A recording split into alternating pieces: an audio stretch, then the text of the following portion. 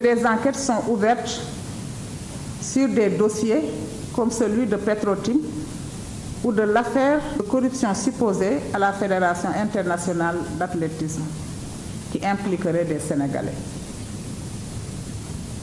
Affaire dans le cadre de laquelle il a été dit que l'argent qui a été reçu a servi à financer l'opposition de 2011-2012. C'est la raison pour laquelle nous avons ouvert une enquête.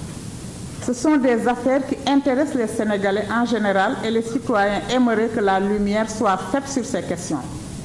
La prérogative la plus importante de l'OFNAC, c'est que l'OFNAC dépose directement ses rapports sur la table du procureur. Et quand j'ai déposé le rapport, je suis allée lui rendre une visite de courtoisie pour lui dire que s'il veut des informations complémentaires, tous les enquêteurs de l'OFNAC, y compris le chef de département, sont à sa disposition pour lui donner des informations complémentaires. Et pour lui dire toute notre disponibilité à l'accompagner dans le travail qu'il va faire. Ce dossier fait partie des 17 dossiers que le procureur dit avoir reçus. Je pense que s'il avait exploité ce dossier, cette question ne me serait pas posée aujourd'hui. L'OFNAC a fait son travail dans le respect des règles et principes qui gouvernent toute enquête et a remis tous les dossiers au procureur de la République. À lui d'en tirer toutes les conséquences. dama koy tënk ci olof maa ngi fàttali léegi nii fan yi wala weer yi wala sax at yi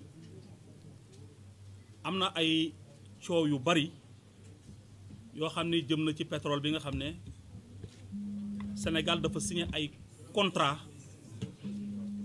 jëm si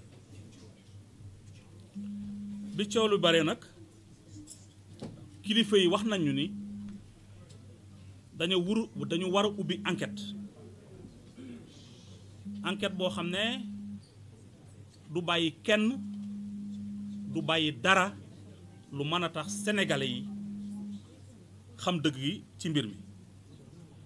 Oui. C'est inacceptable. Le principe de reddition des comptes, c'est un principe fondamental. Quand vous gérez les affaires publiques, vous devez accepter de rendre compte de votre gestion. Là, l'exercice de la responsabilité met en présence 3 acteurs. Celui qui donne la responsabilité, ça peut être le président de la République, ça peut être un ministre.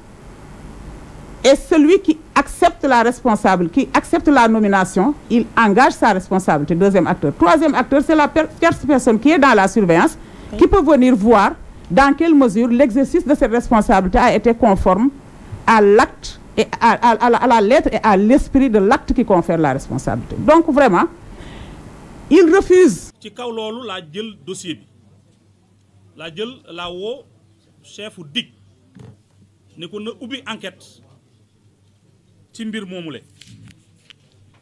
te loolu pour mu am parce que instant bi ñu toog li tax ñuy demander démission Aly Ngouille Ndiaye mooy instant bi procureur de la République dafa joxe ni DIC division des investigations criminelles moo yor dossier yi te division des investigations criminelles Aly Ngouille Ndiaye mooy ministre de l'intérieur moo leen chef te loolu kenn mënta nekk juge et partie. Aly Ngouille Ndiaye en ces temps il était moom moo nekkoon le ministre des mines daanaka contrat yëpp ci loxoom la jaar contrat yëpp xam na ci dara donc day normal moom ñu entendre ko ci déglu ko ci mu wax ñu ci loo xam ni non dafay dal suñu xel. sant naa ko aussi ne ko enquête boobu nag na ci déglu képp ku ñëw bëgg ñu déglu la bu mu ci xeeb kenn bu mu ci xeeb benn document bu mu ci xeeb benn témoin képp ku ñëw daal bëgg cee indi ay leeral bu neexee yàlla dina la déglu bu ko defee dinañu rendre compte te saa buñ ci waree jokkuwaat ak yéen dinañ ci jokkoo. Mais je voudrais rassurer pour dire que l'OFNAC est une institution très sérieuse quand même.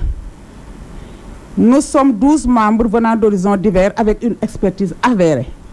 Nous avons au sein de l'OFNAC des personnes aussi qui sont des enquêteurs chevronnés, des anciens directeurs de la police judiciaire, des commissaires de police de division de cas exceptionnels, des commissaires principaux. Nous avons également des colonels des douanes, des vérificateurs, de jeunes vérificateurs, à côté de ces fonctionnaires chevronnés, de jeunes vérificateurs, de jeunes enquêteurs, de jeunes auditeurs. Le travail se fait de façon très sérieuse et nous avons 5 niveaux de contrôle du travail. nous, on ne polémique pas. Mais je voudrais vraiment préciser que le travail, c'est un travail qui se fait dans le respect des normes professionnelles. Et quand vous respectez les normes, là, le niveau d'assurance est élevé, le niveau de certitude des conclusions est très élevé. ci kaw loolu tam saisir naa section recherche bu gendarmerie ndax fan yi am na benn rapport bu ñuy wax rapport inspection générale d'État rapport bi mi ngi circuler mi ngi génn nit ñi di ko jàng te mi ngi ci internet bi rapport boobu ñu ni kilifa yi ko war a jot jotuñu ko foofu sax duma fi tardé ndax même su fekkoon kilifa yi jot nañ ko rapport boobu kenn waru ko génne fekk déclassifié moo tax ci kaw loolu wax naa chef section recherche mu def ci enquête maa ngi woo képp koo xam ni xam nga dara ci mbir mi moo xam loo ci xam la moo xam document boo ci yor la moo xam information boo ci dégg la nga dem ci chef de la DIC ak ay enquêteurs am dinañ la déglu parce que li ñu bëgg lépp te kilifa yi bëgg ko te yéen Sénégalais yi aussi ngeen bëgg ko mooy mbir mi leer chef de la DIC wax nañ ko ni enquête boobu nag comme moom ni mu ko mënee ndax ku ci xereñ la amul ku muy bàyyi amul lu muy bàyyi lépp lu mën a jariñ enquête bi dina ko ci indi kon nag ñi ngi leen di xamal ni ñi nga xam ne dañ ci am ay xam-xam yu xereñ loolu daal nga xam bis bu nekk ñu ngi ciy waxtaan ci télé yi ak yooyu tey nañu xam ne enquête bi DIC lañ koy defee te du ci internet lay leere DIC lay leere du ci télévision lay leere DIC lay leere kon nañu dem tey moom képp koo xam ne mën nga nodd jàkka jaa ngi ne DIC la nekk demal nga nodd. Contrôle qualité. Le premier niveau de contrôle, c'est au niveau du directeur d'enquête. Le directeur d'enquête, c'est lui qui dirige l'équipe. Il veille sur le travail que fait l'équipe, conformément aux normes professionnelles qui nous demandent de travailler avec professionnalisme, avec compétence, avec une bonne planification de la mission, dans le respect aussi de la présomption d'innocence, dans le respect également comment ça s'appelle encore, des normes d'objectivité et de neutralité. Oui. Alors, durant tout le processus, on met les personnes concernées dans une situation de donner leur version des faits. Ça, c'est le premier niveau de contrôle, le directeur d'enquête. Deuxième niveau de contrôle, c'est au niveau du chef du département, enquête, investigation, audit et vérification. Et ce chef de département-là, c'est un inspecteur général d'État. Il fait son contrôle, lui. Donc, deuxième niveau. Troisième niveau de contrôle, j'ai créé un comité de lecture qui est dirigé par un ancien ambassadeur du Sénégal, qui connaît l'administration, et où il y a un ancien ministre du budget pour les questions financières. Il y a un ancien directeur général de la police nationale pour les infractions, pour toutes les questions liées aux présomptions d'infraction à la loi pénale. Oui. Donc, après ce comité de lecture, quatrième niveau de contrôle, c'est à mon niveau, moi. Depuis 20 ans, je suis dans le contrôle, dans les investigations. Cinquième niveau de contrôle, c'est au niveau de l'Assemblée générale des membres. Le rapport qui n'est pas finalisé est remis aux 12 membres de l'OFNAC, qui, quelques jours après avoir examiné le rapport, viennent en Assemblée générale donner leurs avis et observations. Donc le rapport est finalisé dans ces conditions d'Eifatou. Oui. Et dans ces conditions, le niveau la marge d'erreur est extrêmement faible, le niveau d'assurance est très très élevé.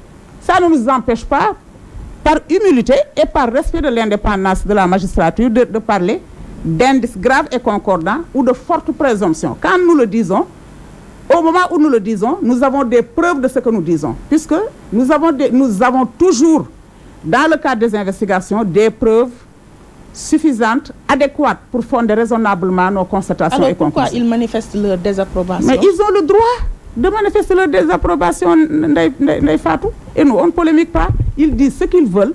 De ceux qui ont été épinglés, on voit les noms de certains caciques de l'APR, le parti au pouvoir. Est-ce qu'il y aura des suites?